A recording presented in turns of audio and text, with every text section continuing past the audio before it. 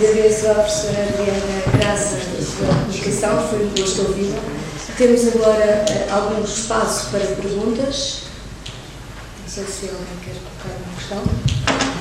Posso falar assim, não sei o microfone? Sim.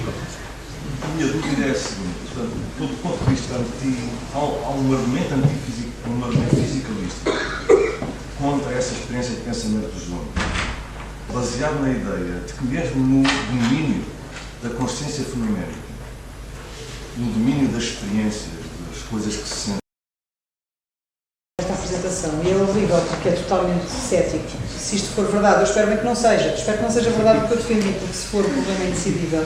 O ponto é que qualquer um dos lados, quer tu defendas, como por exemplo defende o fisicalista, que no reino da consciência não há nada de especial e diferente nos outros reinos, como estavas a dizer, e que nem tudo o que parece é. Portanto, quer defendas isso, quer defendas o que defende o dualista, com crítica. De facto, no reino da consciência eu não posso estar enganada acerca de ter uma dor, quer dizer, como é que eu sinto uma dor e não tenho a dor, quer dizer.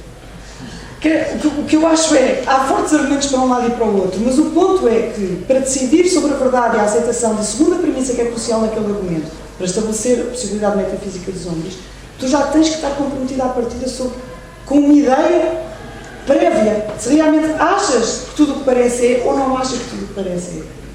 E isto torna a argumentação circular. Este é o meu ponto. Isso é que eu não vejo o círculo. Como? Eu não. Se tu tens à partida que ter isso decidido, em boa parte, o que tu achas sobre isso depende das tuas intuições sobre o problema que está em discussão. E por isso, a coisa fica circular. Agora podemos falar depois sobre Sim, podemos. Sim. Esse argumento, além dessa inferência, que é discutível, mas pode ser validado até do ponto de vista fisicalista. O fisicalista pode aceitar a inferência do concebível para o possível. Quer conceptualmente possível, quer metafisicamente possível, controlado de uma certa maneira. Pode aceitar isso. O problema aí é o seguinte, é que os argumentos dos homens dependem fortemente de intuições cartesianas. Isso é verdade. Fortíssimo. Isso é verdade. Mas espera. Mas o meu ponto é que não são os argumentos. Intuições cartesianas de dissociação do físico em relação ao mental. Se é verdade que os argumentos que suportam a aceitação dos homens dependem de intuições fortemente cartesianas, também é verdade que os argumentos que rejeitam os homens dependem de intuições fortemente fisicalistas. Esse é todo o ponto da minha discussão. O que é terrível, eu espero não ter razão. Eu espero não ter razão. Lamento cortar esta discussão, foi interessante. Posso fazer só uma breve? Eu sei que temos pouco. Desculpa. A minha pergunta é a seguinte: pode uma dor não existir, no entanto, o sujeito ter a sensação e sentir uma certa dor, cujo correlato é qual? É o do sentir ou é da dor ela mesma no cérebro? É só a única questão que tem a ver com ou seja... Como tudo em filosofia, vais ter filósofos a dizerem uma coisa, filósofos a dizerem outra coisa. É impressionante. As intuições das pessoas relativamente aos diferentes problemas são... As intuições, estou a falar de intuições filosóficas, são profundamente diferentes. Ou seja, há aquelas pessoas, por exemplo, como crítica, que acham que é absolutamente impensável, impossível, de tudo o que queiras, sentir uma dor inexistente. Quer dizer, num universo dos qualia, tudo o que parece é, tudo aquilo que tu sentes de uma certa maneira é o caso. De certa maneira não pode deixar de ser. Eu vou fazer uma analogia que ela própria é disputável outra vez com o Bertrand Russell. O Bertrand Russell dizia que ninguém podia estar enganado acerca dos seus próprios sense data. Mesmo no caso em que eu esteja aqui agora a alucinar o elefante não está lá. É verdade, eu estou a alucinar o elefante, mas eu não posso estar errada sobre a minha alucinação do elefante. É um pouco a mesma coisa que se passa com o que certo? Mas depois vais ter outras pessoas, por exemplo, o João logo vai falar e vai defender exatamente algo no sentido contrário, que têm exatamente a intuição contrária. E o meu ponto é que estas intuições não são neutras. E, portanto, nenhuma intuição pré-teórica, digamos, pode ajudar-nos a decidir sobre a questão.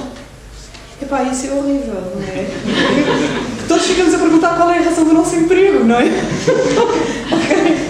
Mas pronto. E é por isso que também aqui estamos. Não sei se há mais alguma pergunta muito breve, porque estamos já um pouco atrasados.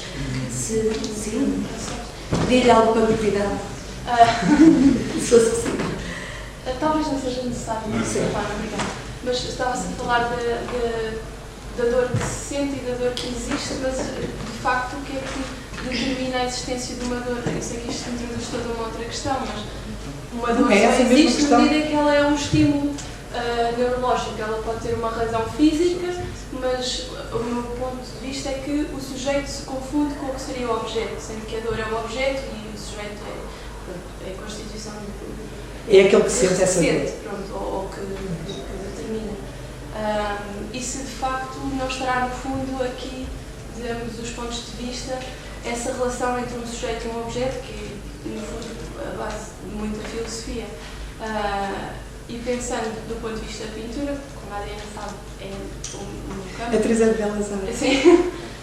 Não sou da filosofia, não quero que me tenha um bocado filosófico aqui, mas também o que é que determina o conhecimento ou a experiência de uma cor, não é? Até que ponto é que um pintor não se confunde constantemente com o que seria um objeto? Então não há objeto.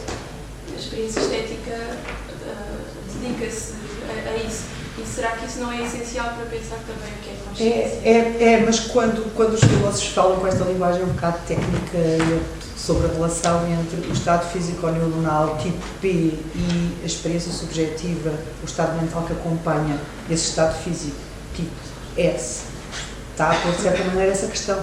Portanto, a questão é de saber se eles são o mesmo ou não são. E não será que isso nunca será determinado em absoluto e não é antes uma dialética? Essa é a minha questão.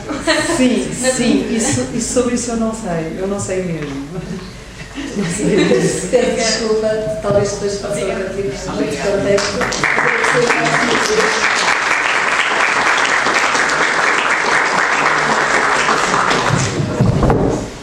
Passamos já de seguida à professora Ana Sebastião.